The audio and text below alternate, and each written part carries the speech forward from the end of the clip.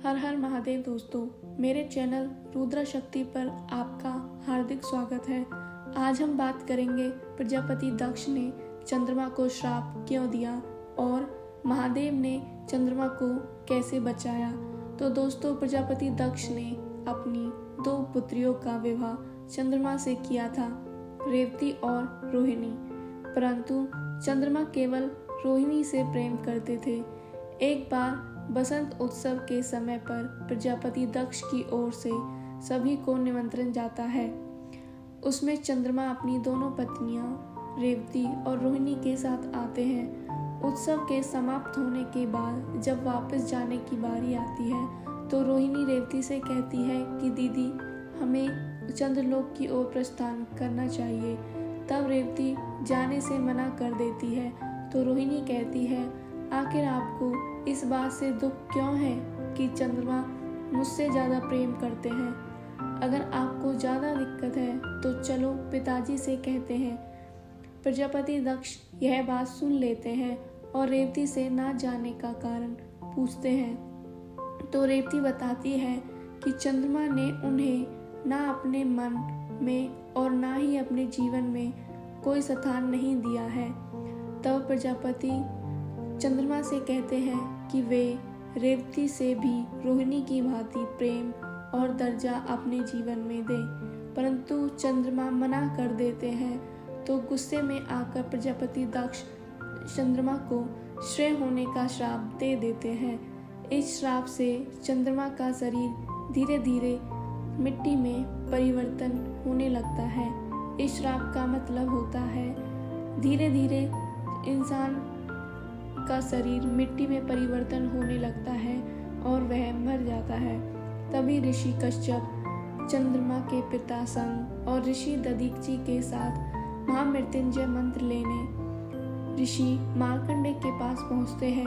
परंतु ऋषि मार्कंडेय कहते हैं कि प्रजापति दक्ष ने बैठक में महादेव को श्रापित किया है, उनकी पूजा नहीं हो सकती, तो इस मंत्र का क्या होगा।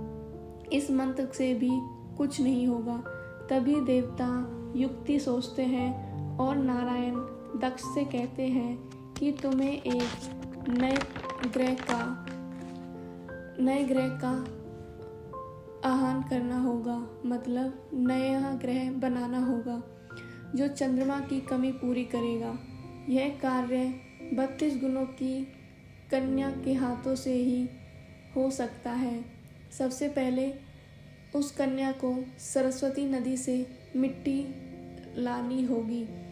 तो प्रजापति दक्ष सती को ऐसा करने से कहते हैं, क्योंकि केवल सती में ही 32 गुण होते हैं। इससे प्रतिमा बनानी है और एक नया नाम देना होगा, जिससे एक नया ग्रह बन जाएगा।